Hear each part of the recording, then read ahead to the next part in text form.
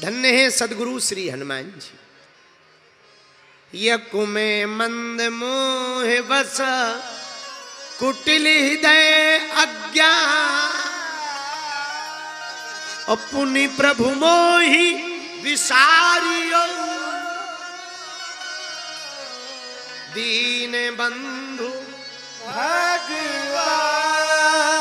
हे भगवान, मैं आपको भूलूं ये तो हो सकता है, पर आप हमें ना भूल जाना, ये अच्छी भक्ति। भगवान भूल जाए किसी को, उसकी हालत क्या हो। भगवान छोड़ दें किसी को, उसकी हालत क्या होगी। प्रभु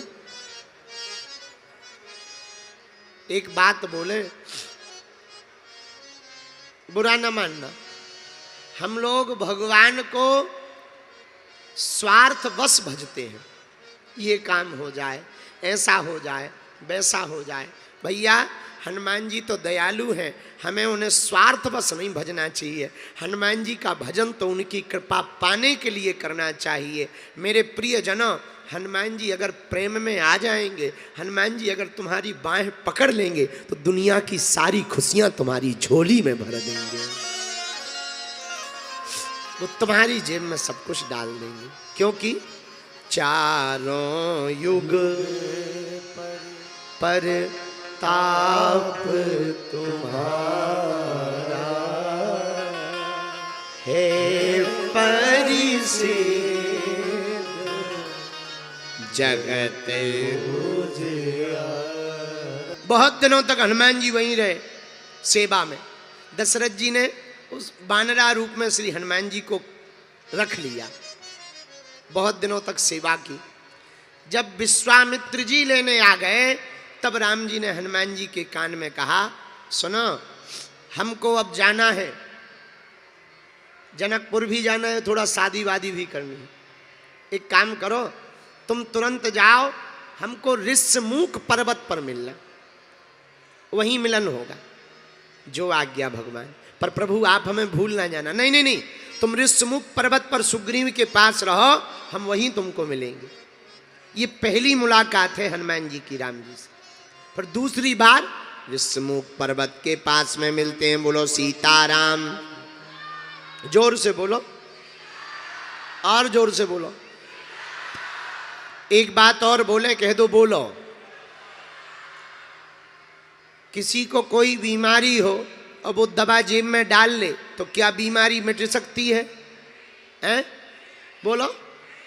जिस प्रकार बीमारी में की दवा जेब में रखने से रोग नहीं मिटता, जब तक शरीर में नहीं जाएगी दवाई तब तक रोग खत्म नहीं होगा, उसी प्रकार कथा की कृपा कानों से जब तक तुम्हारे चरित्र में नहीं उतरेगी, तब तक कथा की कृपा तुम्हें फायदा नहीं करेगी।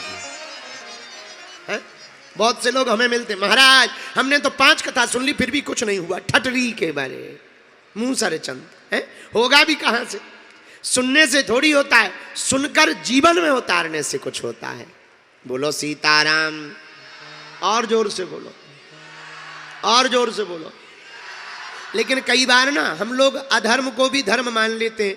एक आदमी हमें मिला, हमने पूछा और बताओ तुमने कभी कोई पुण्य का काम किया? बोले किया। हमने कहा क्या किया? बोले एक बूढ़ी माता जी चली जा रही थी, बोले भैया घर हमें पहुंचना है, कितनी देर में पहुंचेंगे? तो उस व्यक्ति ने बताया माता जी 10 मिनट में पहुंचोगी। तो वो बूढ़ी माता जी बोली थोड़ा जल्दी जाना है, कोई शॉर्ट का रास्ता है? तो आदमी बोला माता जी शॉर्ट का रास्ता नहीं है, पर जल्दी पहुंचा देंगे। बोले कैसे? तो बोले महाराज हमने 5 मिनट में पहुंचा दिया। हमने कहा कैसे? गाड़ी से? गाड़ी दी होगी? अरे बोले नहीं। हमने कहा फिर कैसे? बोले हमने एक कुत्ता पीछे लगा दिया। बोले हमने कुत्ता पीछे लगा दिया, 5 मिनट में माता जी घर पहुंच गई। और हमने कहा कि इसे क्या कहते? बोले ये परोपकार है। बाद में पता लगा वो आदमी भी मेरठ का ही था। बताओ, ऐसे भी परोपकारी होते हैं, ऐसे परोपकारी होते। बताओ, इसको भी परोपकार।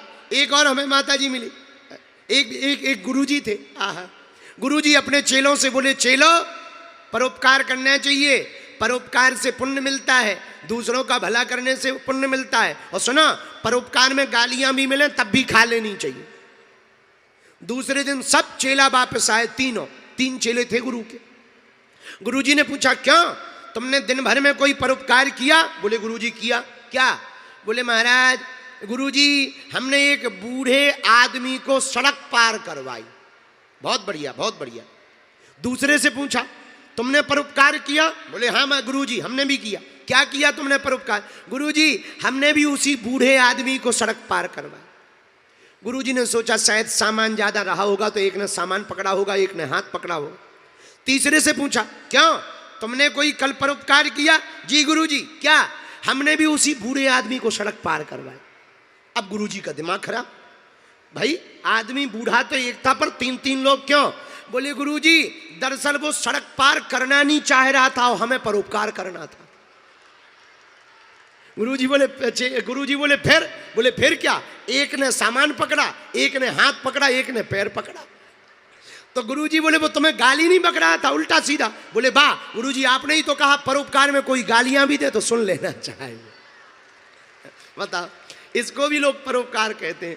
अरे ये परोपकार नहीं है, अधर्म को भी कुछ लोग धर्म मान लेते हैं। इसी प्रकार कुछ लोग कहते हैं कि कथा काम क्यों नहीं करती? भैया दवा जेब में काम नहीं करती, जब तक शरीर में न जाए तब तक असर नहीं होता। उसी प्रकार भगवान की कथा और भक्ति केवल वाणी से काम नहीं करती, जब तक चरित्र में ना उतरे तब तक कल्याण नहीं हो सकता है। बोलो सीताराम। जोर से बोलो और जोर से बोलो। हर हर हर हर। बालाजी महाराज के कृपा पात्र बागेश्वर धाम पीठाधीश्वर परम पूज्य धीरेन्द्र कृष्ण शास्त्री जी महाराज का पावन संकल्प। मध्य प्रदेश में छतरपुर के ग्राम गढ़ा में बनेगा विश्व स्तरीय कैंसर अस्पताल एवं रिसर्च सेंटर, जिसकी आधारशिला देश के यशस्वी प्रधानमंत्री नरेंद्र मोदी जी के कर कमलों से रखी जा चुकी है। 200 करोड़ रुपए की लागत वाले 100 बेड के इस अस्पताल में गरीबों का होगा मुफ्त इलाज। ये बहुत बड़ा अवसर है, बहुत बड़ा काम है। संकल्प बड़ा हो, संतों के आशीर्वाद हो, प्रभु की कृपा हो तो समय सीमा में सब पूर्ण होता है। हमारे प्रियजनों, बागेश्वर धाम पूरे भारत के लोगों, अभी तक अस्पतालों में मंदिर थे, अब मंदिर में अस्पताल होगा। कैंसर हॉस्पिटल निर्माण हेतु सहयोग देकर पुण्य के भागी बने। अकाउंट नेम श्री बागेश्वर जन सेवा समिति, bank name HDFC bank, account number 999108108108, IFSC code HDFC 0000088।